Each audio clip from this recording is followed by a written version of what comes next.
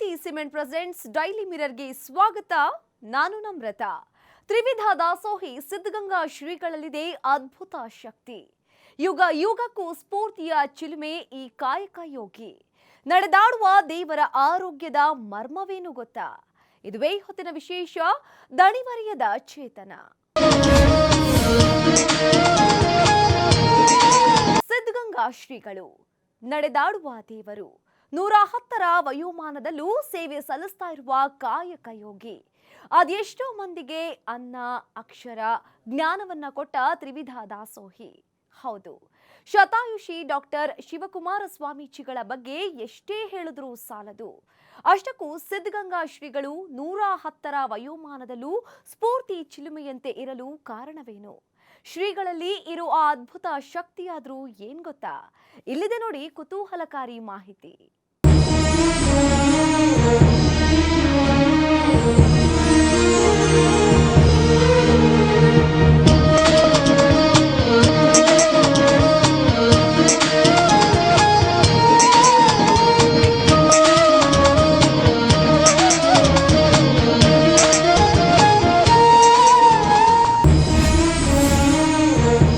ದಾಸೋಹಿ ಸಿದ್ಧಗಂಗಾ ಶ್ರೀಗಳಲ್ಲಿದೆ ಅದ್ಭುತ ಶಕ್ತಿ.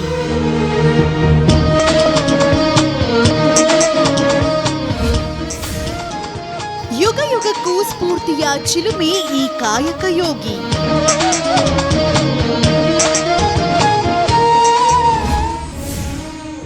ನಡೆದಾಡುವ ದೇವರ ಆರೋಗ್ಯದ ಮರ್ಮವೇನು ಗೊತ್ತಾ?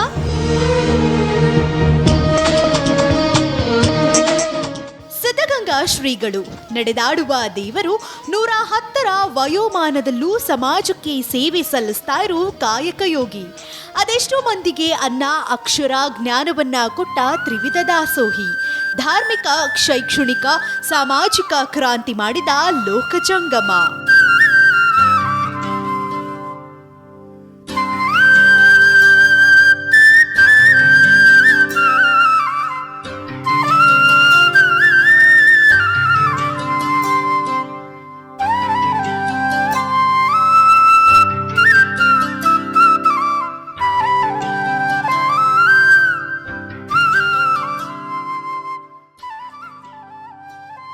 ಸೂರ್ಯನೇ ನಾಚುವಂತೆ ನಸುಕಿನಲ್ಲಿ ಎದ್ದು ರಾತ್ರಿ 11ರವರೆಗೂ ತಪೋನುಷ್ಠಾನ ಮತ್ತಿತರ ಕಾಯಕದಲ್ಲಿ ತಲ್ಲೀನರಾಗುವ ಡಾಕ್ಟರ್ ಶಿವಕುಮಾರ ಶ್ರೀಗಳದ್ದು ಸಾರ್ಥಕ ಬದುಕು. ಅಂದಿನಿಂದ ಇಂದಿನವರೆಗೂ ಶ್ರೀಗಳದ್ದು ಮೌನ ಕ್ರಾಂತಿ. ಎಲ್ಲರೂ ನನ್ನವರೆನ್ನುವ ಭಾವದ ವಿಶ್ವಮಾನವ ಸಂದೇಶ ಸಾರಿದ ಕಾಯಕ ಯೋಗಿ. 110 ಸಂವತ್ಸರ ಶತಮಾನದ ಪಲ್ಲಟಗಳಿಗೆ ಸಾಕ್ಷಿಯಾಗಿರುವ ಸರಳ ಸಜ್ಜನಿಕೆ, ಮಮತೆ, ನಿಸ್ವಾರ್ಥಗಳ ಸಾಕಾರ ಮೂರ್ತಿ.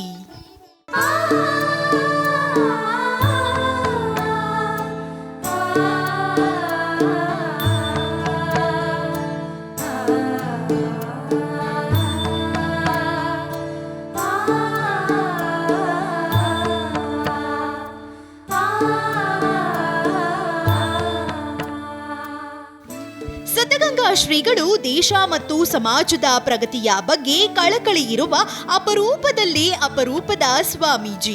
ಮುಂದಿನ ಪೀಳಿಗೆಯ ಬೆಳವಣಿಗೆಗಾಗಿ ಪಣ ತೊಟ್ಟೋರು.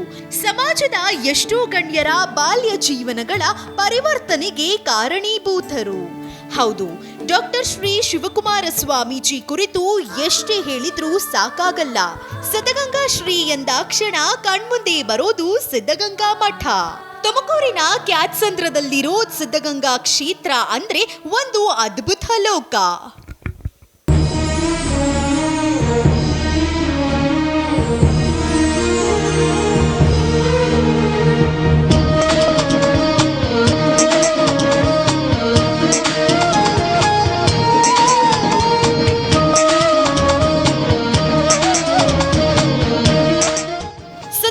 ಮಠದಲ್ಲಿ ಪ್ರತಿನಿತ್ಯ 10,000 ವಿದ್ಯಾರ್ಥಿಗಳಿಗೆ ಅನ್ನ, ವಿದ್ಯೆ ಮತ್ತು ವಸತಿ ಕೊಡ್ತಿರೋದು ಅತಿ ಅದ್ಭುತವೇ.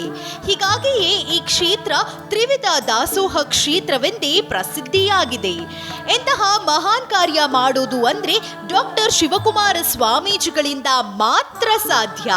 ಮಠದಲ್ಲಿ 10,000 ವಿದ್ಯಾರ್ಥಿಗಳಿಗೆ ಆಶ್ರಯವನ್ನಿತ್ತು ತ್ರಿವಿಧ ದಾಸೋಹವನ್ನ ಸತತವಾಗಿ ನಡೆಸ್ತಾ ಬಂದಿದ್ದಾರೆ.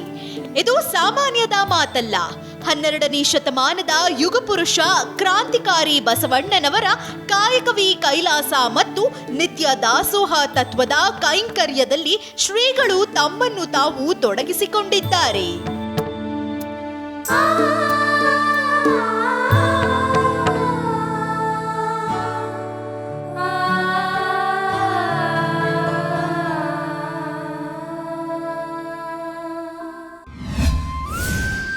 ಶತಾಯುಷಿ ಸಿದ್ಧಗಂಗಾ ಶ್ರೀಗಳ ಆರೋಗ್ಯದ ಗುಟ್ಟೇನು? ಹೇಗಿರುತ್ತೆ ಗೊತ್ತಾ ಕಾಯಕ ಯೋಗಿಯ ದಿನಚರಿ?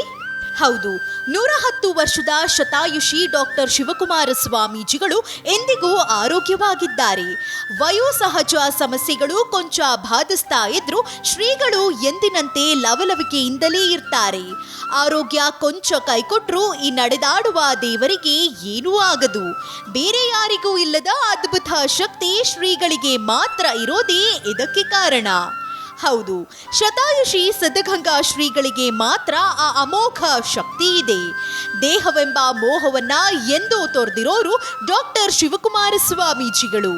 ದೇಹ ಅಶಾಶ್ವತ, ಕಾಯಕವೇ ಕೈಲಾಸ ಅನ್ನೋ ತತ್ವವನ್ನೇ ನಂಬಿದವರು. ಅದೇ ತತ್ವವನ್ನ ಕಳೆದ 100 ವರ್ಷಗಳಿಂದ ಪಾಲಿಸಿಕೊಂಡು ಬಂದಿದ್ದಾರೆ. ಅವರು ಮಾಡಿದ ಅದೆಷ್ಟೋ ಸಮಾಜ ಸೇವೆಯೇ ಶ್ರೀಗಳಿಗೆ ಇಂದಿಗೂ ಮತ್ತಷ್ಟು ಆಯುಷ್ಯ ವೃದ್ಧಿಸ್ತಾ ಇದೆ.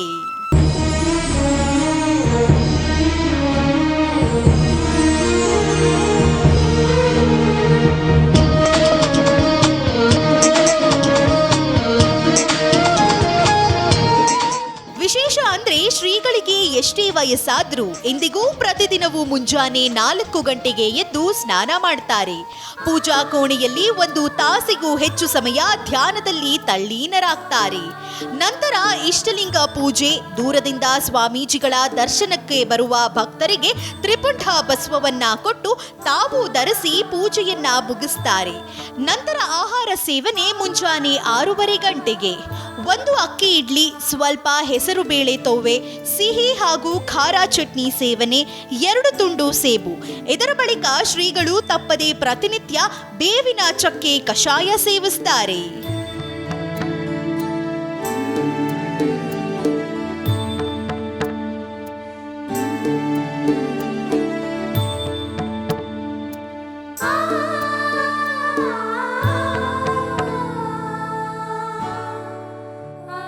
ಉಪಹಾರ ಸೇವನೆ ಬಳಿಕ ಶ್ರೀಗಳು ಮುಂಜಾನೆ ಮತ್ತು ಸಂಜೆ ಮಠದ ಆವರಣದಲ್ಲಿ ಮಕ್ಕಳಿಂದ ನಡೆಯುವ ಪ್ರಾರ್ಥನೆಯಲ್ಲಿ ಪಾಲ್ಗೊಳ್ತಾರೆ.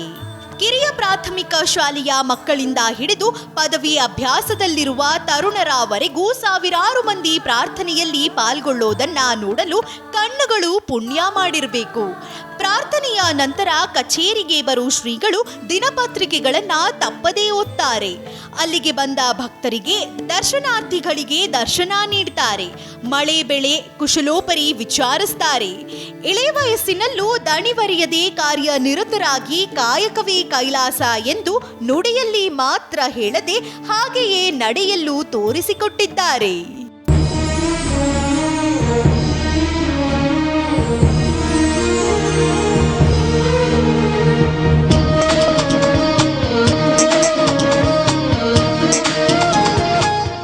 ಮಠದ ಪ್ರಸಾದ ನಿಲಯದ ಮುಂಭಾಗದ ಮಂಚದ ಮೇಲೆ ಆಸೀನರಾಗುವ ಶ್ರೀಗಳು ಭಕ್ತರ ಕಷ್ಟ ಸುಖಕ್ಕೆ ಸ್ಪಂದಿಸ್ತಾರೆ. ಇದು ಮಧ್ಯಾಹ್ನ 3 ಗಂಟೆಯವರೆಗೆ ನಿರಂತರವಾಗಿ ಸಾಗುತ್ತದೆ. ಆದರೆ ಇತ್ತೀಚೆಗೆ ಶ್ರೀಗಳ ಆರೋಗ್ಯದಲ್ಲಿ ಕೊಂಚ ಏರುಪೇರು ಆಗ್ತಾ ಇದ್ರು ಭಕ್ತರ ಭೇಟಿಯನ್ನ ಮಾತ್ರ ಶ್ರೀಗಳು ತಪ್ಪಿಸ್ತಾ ಇಲ್ಲ. ದೂರದಿಂದ ಬಂದವರ ಕಷ್ಟ ಸುಖಗಳನ್ನ ಕೇಳಿ ಊಟ ಮಾಡಿಕೊಂಡು ಹೋಗಿ ಅಂತ ಆಶೀರ್ವಾದ ಮಾಡಿಯೇ ಕಳಿಸ್ತಾರೆ. ಇದಕ್ಕೆ ಸಿದ್ಧಗಂಗಾ ಶ್ರೀಗಳನ್ನ ಕಲಿಯುಗದ ಪ್ರತ್ಯಕ್ಷ ದೇವರು ಅನ್ನೋದು.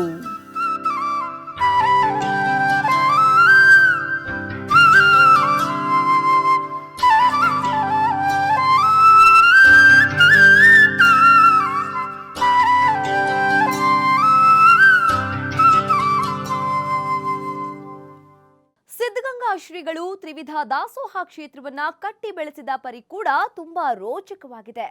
ಅದು ಮತ್ತಷ್ಟು ಅದ್ಭುತವಾಗಿದೆ. ಅದನ್ನ ಹೇಳ್ತೀವಿ ಒಂದು ಸಣ್ಣ ವಿರಾಮದ ನಂತರ.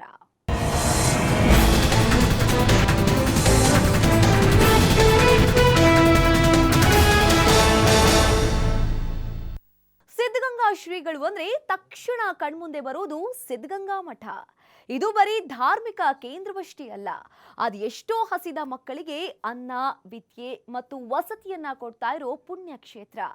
ಇಷ್ಟಕ್ಕೂ ಈ ತ್ರಿವಿಧ ದಾಸೋಹ ಕ್ಷೇತ್ರವನ್ನ ಸಿದ್ಧಗಂಗಾ ಶ್ರೀಗಳು ಕಟ್ಟಿ ಬೆಳೆಸಿದ್ದು ಹೇಗೆ, ಅವರಿಗೂ ಈ ಮಠಕ್ಕೂ ನಂಟು ಬೆಳೆದಿದ್ದು ಹೇಗೆ, ಇಲ್ಲಿದೆ ನೋಡಿ ರೋಚಕ ಕಥೆ.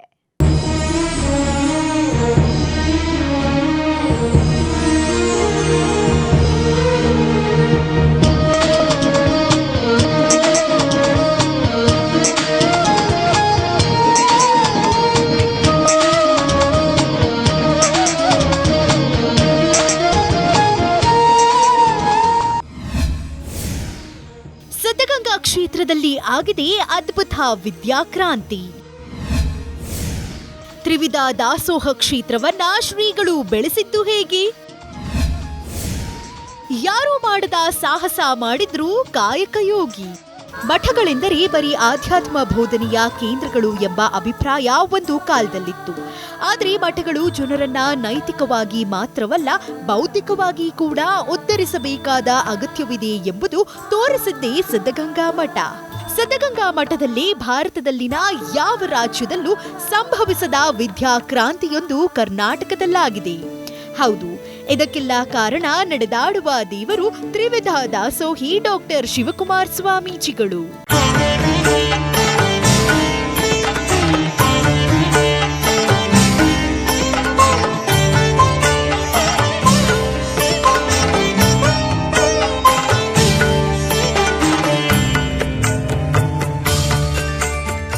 ಭಾರತಕ್ಕೆ ಸ್ವಾತಂತ್ರ್ಯ ಬಂದ ದಿನಗಳು.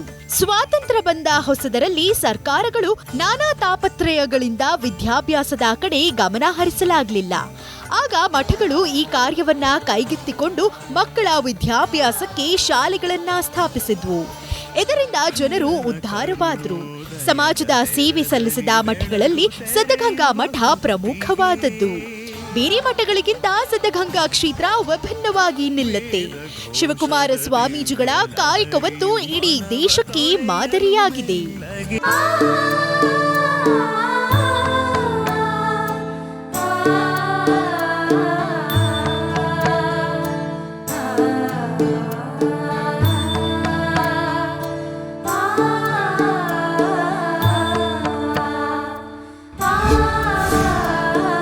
ದಿನಕ್ಕೆ 18 ಗಂಟೆ ದುಡಿಯುವ ದಣಿವರಿಯದ ಚೇತನ.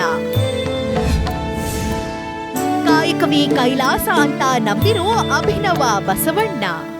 ಪೂಜ್ಯರು ದಿನಕ್ಕೆ 18 ಗಂಟೆ ದುಡಿಯುವುದು ಅವರ ಇಚ್ಛಾಶಕ್ತಿಯನ್ನ ತೋರಿಸುತ್ತದೆ. ಪ್ರತಿದಿನ ನಿರ್ದಿಷ್ಟ ವೇಳೆಗೆ ತಮ್ಮ ಕೋಣೆಯಿಂದ ಬಂದು ಹೊರಗೆ ಕುಳಿತು ಭಕ್ತರಿಗೆ ದರ್ಶನ ನೀಡ್ತಾರೆ. ಪುಟ್ಟ ಮಕ್ಕಳಿಗೆ ತಾವೇ ಸ್ವತಃ ತಾಯತ ಕಟ್ಟಿ ಕನ್ನಡಕದ ಸಹಾಯವಿಲ್ಲದೆ ಅದರ ದಾರವನ್ನ ನೀಟಾಗಿ ಕತ್ತರಿಸುವ ಅವರ ಅಚ್ಚುಕಟ್ಟುತನ ಬೆರಗು ಹುಟ್ಟಿಸುತ್ತದೆ. ಇಂದಿಗೂ ಇಂಗ್ಲಿಷ್ ಪೇಪರ್ ಅನ್ನು ಕನ್ನಡದ ಸಹಾಯವಿಲ್ಲದೆ ಓದುವ ಅವರ ಆಸಕ್ತಿ ಅವರ್ಣೀಯ.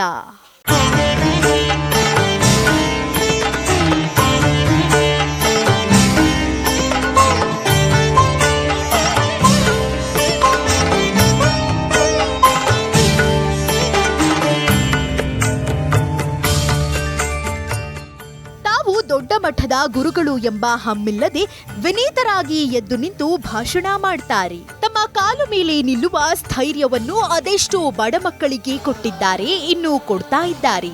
ಅನ್ನದ ಬರಗಾಲವಿದ್ದರೆ ಕೆಲಕಾಲ ಇದ್ದು ದೂರವಾಗಬಲ್ಲದ್ದು, ಆದರೆ ಬುದ್ಧಿ ಬರಗಾಲ ಜೀವನ ಬದಲಾಯಿಸುವಂಥದ್ದು ಎಂಬ ನಾಡಿಮಿಡಿತ ಹಿಡಿದವರು ಈ ಮಹಾನುಭಾವ. ಹೀಗಾಗಿಯೇ ಸಿದ್ಧಗಂಗಾ ಶ್ರೀಗಳನ್ನು ಕಲಿಯುಗದ ಪರಮಾತ್ಮ ಅನ್ನೋದು. ಅವರ ಜನಸೇವೆಯೇ ಪರಮಾತ್ಮ ಸೇವೆ ಅನ್ನೋದು ಮಾಡಿ ತೋರಿಸಿದವರು.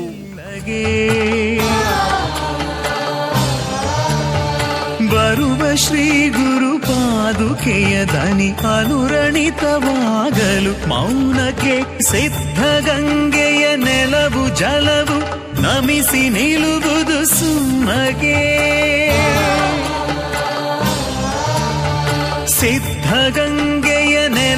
ಜಲವು ನಮಿಸಿ ನಿಲ್ಲುವುದು ಸುಮ್ಮಗೆ.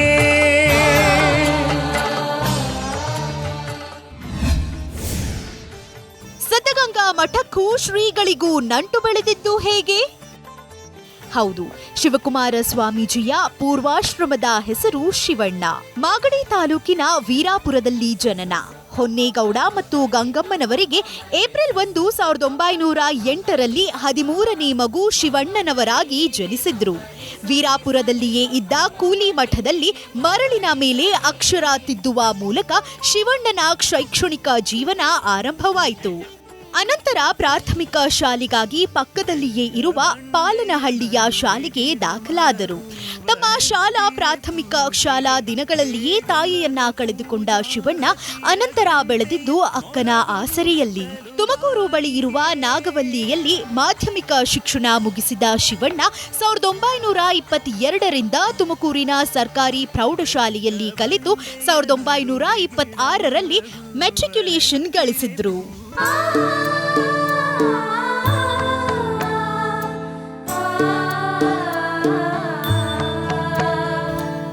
1927ರಲ್ಲಿ ಆಗಿನ ಸಿದ್ಧಗಂಗಾ ಮಠಾಧಿಪತಿಗಳಾದ ಶ್ರೀ ಉದ್ದಾನ ಶಿವಯೋಗಿಗಳ ಅವರ ಒಡನಾಟ ಆಯಿತು. ಇದೇ ವರ್ಷ ಎಂಟ್ರೆನ್ಸ್ ಪರೀಕ್ಷೆಯಲ್ಲಿ ತೇರ್ಗಡೆಯಾಗಿ ಹೆಚ್ಚಿನ ವಿದ್ಯಾಭ್ಯಾಸಕ್ಕೆ ಬೆಂಗಳೂರಿನ ಸೆಂಟ್ರಲ್ ಕಾಲೇಜ್ಗೆ ಸೇರಿದ್ರು. ಬೆಂಗಳೂರಿನಲ್ಲಿ ಗುಬ್ಬಿ ತೋಟದಪ್ಪ ಧರ್ಮಛತ್ರದಲ್ಲಿ ಉಳಿದುಕೊಂಡು ಸೆಂಟ್ರಲ್ ಕಾಲೇಜಿನಲ್ಲಿ ವಿದ್ಯಾಭ್ಯಾಸ ಮಾಡ್ತಿದ್ರು. ವಿದ್ಯಾಭ್ಯಾಸದೊಂದಿಗೆ ಸಿದ್ಧಗಂಗಾ ಮಠದ ಒಡನಾಟವಂತೂ ಮುಂದುವರೆದೇ ಇತ್ತು.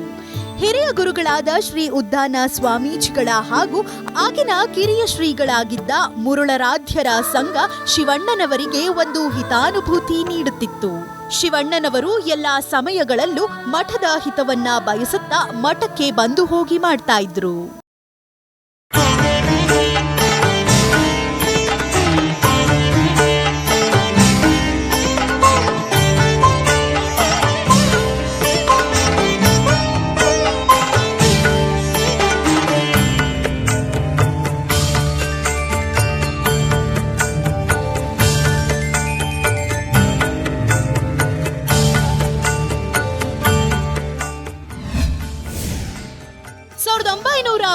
ರಲ್ಲಿ ಶ್ರೀಗಳಿಗೆ ಎದುರಾಗಿತ್ತು ಅನಿರೀಕ್ಷಿತ ಘಟನೆ.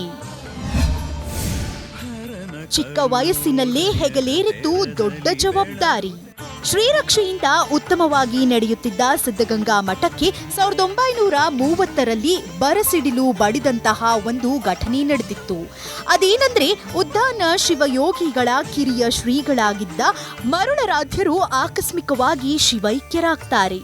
ಆಗ ಅವರ ಕ್ರಿಯಾ ಸಮಾಧಿ ಕಾರ್ಯಕ್ಕೆ ಆಗಮಿಸಿದ್ದ ಶಿವಣ್ಣನವರ ಕಡೆ ಉದ್ದಾನ ಸ್ವಾಮೀಜಿಗಳ ದೃಷ್ಟಿ ಹರಿಯುತ್ತದೆ. ಅಷ್ಟರಲ್ಲಾಗಲೇ ಶಿವಣ್ಣನವರ ಹಿನ್ನೆಲೆಯ ಅರಿವಿದ್ದ ಉದ್ದಾನ ಶ್ರೀಗಳು ಯಾರ ಹೇಳಿಕೆಗೂ ಕಾಯದೆ ಎಲ್ಲರ ಸಮ್ಮುಖದಲ್ಲಿ ಶಿವಣ್ಣನೇ ಈ ಮಠದ ಉತ್ತರಾಧಿಕಾರಿ ಅಂತ ಘೋಷಣೆ ಮಾಡ್ತಾರೆ. ಎಲ್ಲರಂತೆ ಸಾಮಾನ್ಯರಾಗಿ ಕ್ರಿಯಾ ಸಮಾಧಿ ಕಾರ್ಯಕ್ಕೆ ಬಂದಿದ್ದ ಶಿವಣ್ಣನವರು ಹೋಗುವಾಗ ಕಾವಿ ರುದ್ರಾಕ್ಷಿಗಳನ್ನ ಧರಿಸಿದ ಸನ್ಯಾಸಿಯಾಗಿ ಶ್ರೀ ಶಿವಕುಮಾರ ಸ್ವಾಮೀಜಿಗಳಾಗಿ ಹಿಂದಿರುಗುತ್ತಾರೆ. ಇದನ್ನು ನೋಡಿ ಎಲ್ಲರೂ ಆಶ್ಚರ್ಯಚಕಿತರಾಗುತ್ತಾರೆ.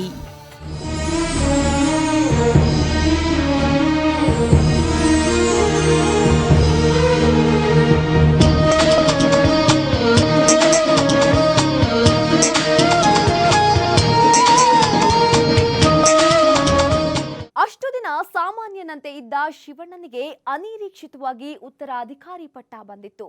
ಆದ್ರೆ ಮಠವನ್ನ ಕಟ್ಟಿ ಬೆಳೆಸೋದು ಅಂದ್ರೆ ಸಾಮಾನ್ಯದ ಕೆಲಸವಾಗಿರ್ಲಿಲ್ಲ. ಅದನ್ನ ಹೇಳ್ತೀವಿ ಮತ್ತೊಂದು ಸಣ್ಣ ವಿರಾಮದ ನಂತರ.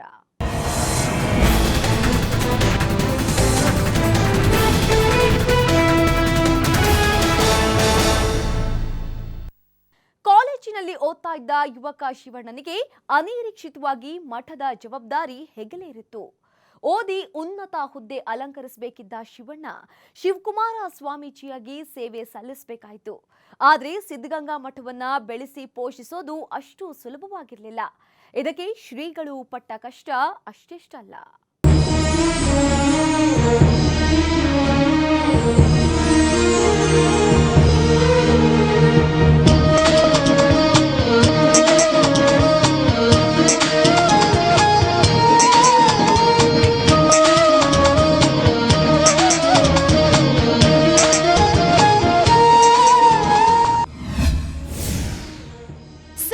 ಸನ್ಯಾಸತ್ವದ ಬಳಿಕವೂ ನಡೆದಿತ್ತು ಶ್ರೀಗಳ ವಿದ್ಯಾಭ್ಯಾಸ. ಮಠಕ್ಕಾಗಿ ಸಿದ್ಧಗಂಗಾ ಶ್ರೀ ಮಾಡಿದ್ರು ದೊಡ್ಡ ಸಾಹಸ. ಹೌದು, ಸ್ನೇಹಿತನಂತೆ ಇದ್ದ ಸಿದ್ಧಗಂಗಾ ಮಠದ ಉತ್ತರಾಧಿಕಾರಿ ಮರಳುರಾಧ್ಯ ಶ್ರೀಗಳ ಹಠಾತ್ ಮರಣ ಏಕಾಏಕಿ ಹೆಗಲೇರಿದ ಮಠದ ಜವಾಬ್ದಾರಿಯಿಂದ ಶಿವಕುಮಾರ ಸ್ವಾಮೀಜಿ ಆರಂಭದಲ್ಲಿ ದಿಕ್ಕೇ ತೋಚದಂತೆ ಆಗಿತ್ತಂತೆ. ಆದರೆ ಅವರು ಎದೆಗುಂದಲಿಲ್ಲ. ಕೊಟ್ಟ ಜವಾಬ್ದಾರಿಯನ್ನ ಸಮರ್ಥವಾಗಿ ನಿಭಾಯಿಸಲು ದೊಡ್ಡ ಸಾಹಸವನ್ನೇ ಮಾಡಿದ್ರು. ವಿಶೇಷ ಅಂದ್ರೆ ಮಠದ ಹೊಣೆ ಜೊತೆಗೆ ಕಾವಿ ತೊಟ್ಟೆ ವಿದ್ಯಾಭ್ಯಾಸ ಮುಂದುವರೆಸಿದ್ರು. ಬೆಂಗಳೂರಿಗೆ ಬಂದು ಸನ್ಯಾಸತ್ವದ ರೀತಿ ರಿವಾಜುಗಳನ್ನ ಸಂಪ್ರದಾಯಬದ್ಧವಾಗಿ ಪಾಲಿಸುತ್ತಾ ಶಿಸ್ತುಬದ್ಧ ವಿದ್ಯಾರ್ಥಿಯಾಗಿ ಓದು ಮುಂದುವರೆಸಿದ್ರು.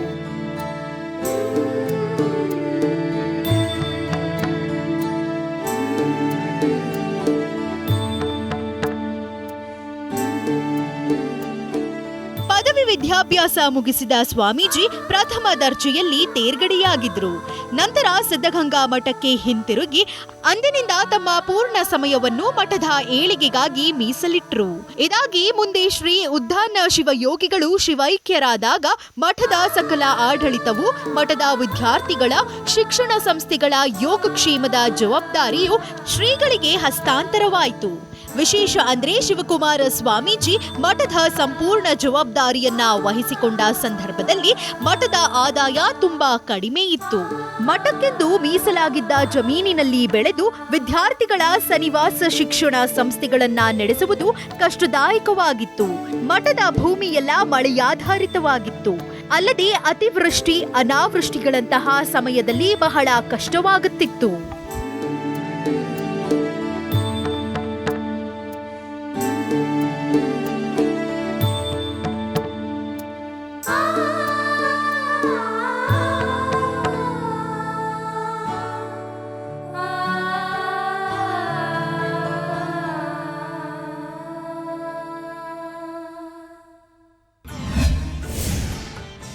ಭಕ್ತರ ಮನೆಗಳಿಗೆ ಹೋಗಿ ದವಸ ಧಾನ್ಯ ತಂದಿದ್ರು ಶ್ರೀಗಳು. ಕಾಲ್ನಡಿಗೆಯಲ್ಲೇ ಊರೂರು ಸುತ್ತಿ ಮಕ್ಕಳನ್ನು ಸಾಕಿದ್ರು. ಮಠದಲ್ಲಿದ್ದ ಮಕ್ಕಳಿಗೆ ವಿದ್ಯಾಭ್ಯಾಸ ಮತ್ತು ಊಟ ವಸತಿ ಕೊಡೋದು ಅಂದಿನ ಕಾಲದಲ್ಲಿ ತುಂಬಾ ಕಷ್ಟವಾಗಿತ್ತು. ಇದನ್ನೆಲ್ಲ ಧೈರ್ಯವಾಗಿ ಮೆಟ್ಟಿ ನಿಂತ ಶ್ರೀಗಳು ಭಕ್ತರ ಮನೆಗೆ ನಡೆದುಕೊಂಡೇ ಹೋಗಿ ಅಲ್ಲಿಂದ ದವಸ ಧಾನ್ಯಗಳನ್ನ ತಂದಿದ್ರು. ಹಸಿದ ಅದೆಷ್ಟೋ ಮಕ್ಕಳಿಗೆ ತಂದೆ ಸ್ಥಾನದಲ್ಲಿ ನಿಂತು ಊಟ ಬಡಿಸಿದ್ರು. ತಾವು ಊಟ ಮಾಡುತ್ತಿದ್ರೋ ಇಲ್ವೋ ಮಕ್ಕಳಿಗಂತೂ ಎಂದು ಕಡಿಮೆ ಮಾಡ್ತಾ ಇರಲಿಲ್ಲ. ಈ ಮಕ್ಕಳೇ ಮುಂದಿನ ಸಮಾಜದ ಆಸ್ತಿ ಅಂತ ಶಿವಕುಮಾರ ಸ್ವಾಮೀಜಿಗಳು ನಂಬಿದ್ರು.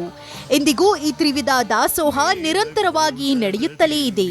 ವಿದ್ಯಾರ್ಥಿಗಳಿಗಷ್ಟೇ ಅಲ್ಲ, ಅದೆಷ್ಟೋ ನಿರ್ಗತಿಕರಿಗೂ ಅನ್ನದಾನ ಮಾಡಲಾಗ್ತಿದೆ. ಜನಸೇವೆ ಪರಮಾತ್ಮನ ಸೇವೆ ಅನ್ನೋ ತತ್ವ ಇಲ್ಲಿ ಅಕ್ಷರಶಃ ನಿಜವಾಗಿದೆ.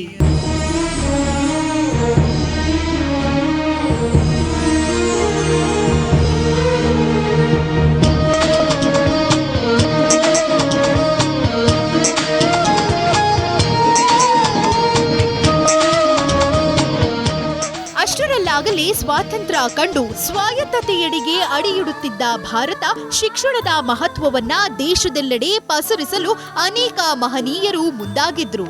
ಆದ್ರೆ ಸಿದ್ಧಗಂಗೆಯಲ್ಲಿ ಅದಾಗಲೇ ಅವೆಲ್ಲವೂ ಕಾರ್ಯರೂಪಕ್ಕೆ ಬಂದಾಗಿತ್ತು. ಸಾಲದಕ್ಕೆ ಅಲ್ಲಿ ಕಲಿಯುತ್ತಿದ್ದ ಬಹುಪಾಲು ಎಲ್ಲರೂ ಗ್ರಾಮೀಣ ಮಕ್ಕಳೇ. ಈ ಕಾರ್ಯ ರಾಷ್ಟ್ರ ಮಟ್ಟದಲ್ಲೂ ಬಹಳ ಶ್ಲಾಘನೆಗೆ ಒಳಗಾಗಿ ಸಿದ್ಧಗಂಗೆಯ ಕೀರ್ತಿ ಎಲ್ಲೆಡೆ ಹರಡಲು ಪ್ರಾರಂಭವಾಯಿತು. ಸಿದ್ಧಗಂಗೆಯ ಕೀರ್ತಿ ಪಸರಿಸಿದಂತೆ ಅಲ್ಲಿನ ಭಕ್ತ ವರ್ಗವು ವಿದ್ಯಾರ್ಥಿ ಸಂಕುಲವು ಕಾಲಕ್ರಮೇಣ ಹೆಚ್ಚಾಗ್ತಾ ಹೋಯಿತು. ಇದು ಸ್ವಾಮೀಜಿಯವರ ದೂರದರ್ಶಿತ್ವಕ್ಕೆ ಒಂದು ಉದಾಹರಣೆಯಷ್ಟೇ.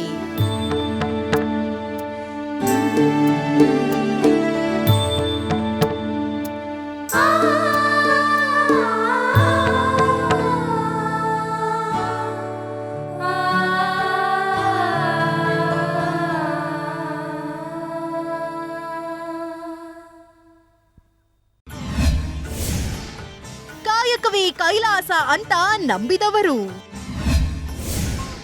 ನುಡಿದಂತೆ ನಡೆದಾಡುವ ದೇವರು.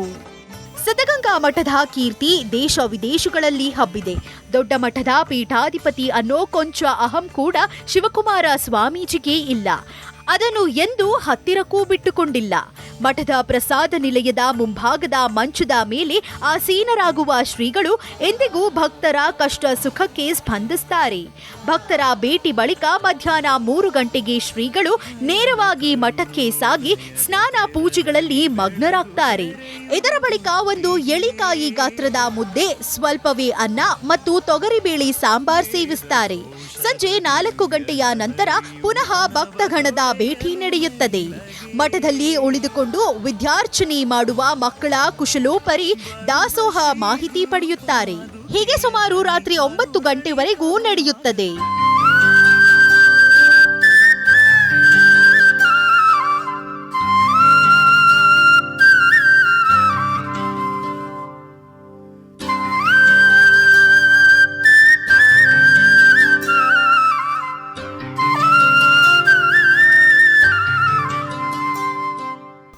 ಕಾಯಕವೇ ಕೈಲಾಸ ಅನ್ನೋ ತತ್ವವನ್ನು ಪಾಲಿಸಿದ ಕಾಯಕ ಯೋಗಿ ತ್ರಿವಿಧ ದಾಸೋಹಿ ನಡೆದಾಡುವ ದೇವರು ಶಿವಕುಮಾರ ಸ್ವಾಮೀಜಿ ಸೇವೆಗೆ ಅದೆಷ್ಟೋ ಪ್ರಶಸ್ತಿಗಳು ಅರಸಿ ಬಂದಿವೆ. ಸ್ವಾಮೀಜಿಯವರ ಜಾತ್ಯತೀತ ಧರ್ಮಾತೀತ ಶಿಕ್ಷಣ ಸೇವೆಯನ್ನ ಪರಿಗಣಿಸಿ ಕರ್ನಾಟಕ ವಿಶ್ವವಿದ್ಯಾಲಯವು ಶ್ರೀಗಳಿಗೆ ಗೌರವ ಡಾಕ್ಟರೇಟ್ ನೀಡಿ ಗೌರವಿಸಿದೆ. ಪೂಜ್ಯ ಸ್ವಾಮೀಜಿಯವರ 100ನೇ ವರ್ಷದ ಹುಟ್ಟುಹಬ್ಬ ಸಮಯದಲ್ಲಿ ಶ್ರೀಗಳ ಜೀವಮಾನ ಸಮಾಜ ಸೇವೆಯನ್ನ ಪರಿಗಣಿಸಿ ಕರ್ನಾಟಕ ಸರ್ಕಾರ ಕರ್ನಾಟಕ ರತ್ನ ಪ್ರಶಸ್ತಿಯನ್ನ ಶ್ರೀಗಳಿಗೆ ನೀಡಿ ಗೌರವಿಸಿದೆ. 2015ರಲ್ಲಿ ಭಾರತ ಸರ್ಕಾರ ಪದ್ಮಭೂಷಣ ಪ್ರಶಸ್ತಿಯನ್ನ ನೀಡಿ ಗೌರವಿಸಿದೆ. ಎಷ್ಟೇ ಪ್ರಶಸ್ತಿಗಳು ಬಂದ್ರೂ ಸಿದ್ಧಗಂಗಾ ಶ್ರೀಗಳ ಸೇವೆ ಮುಂದೆ ಇವೆಲ್ಲ ಅಗಣ್ಯ ಎನ್ನಿಸುತ್ತವೆ. 110ರ ವಯೋಮಾನದಲ್ಲೂ ಶತಾಯುಷಿ ಡಾಕ್ಟರ್ ಶಿವಕುಮಾರ ಸ್ವಾಮೀಜಿ ಸ್ಫೂರ್ತಿಯ ಚಿಲುಮೆಯಂತೆ ಸಮಾಜ ಸೇವೆ ಮುಂದುವರಿಸಿದ್ದಾರೆ.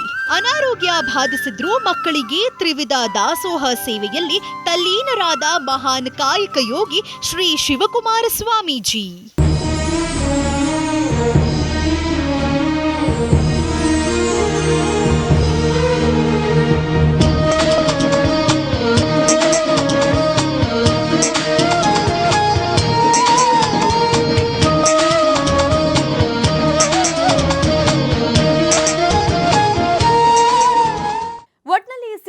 ಶ್ರೀಗಳದ್ದು ಅದ್ಭುತ ಸಾರ್ಥಕ ಬದುಕು, ಸರಳ ಸಜ್ಜನಿಕೆ, ನಿಸ್ವಾರ್ಥಗಳ ಸಾಕಾರ ಮೂರ್ತಿ.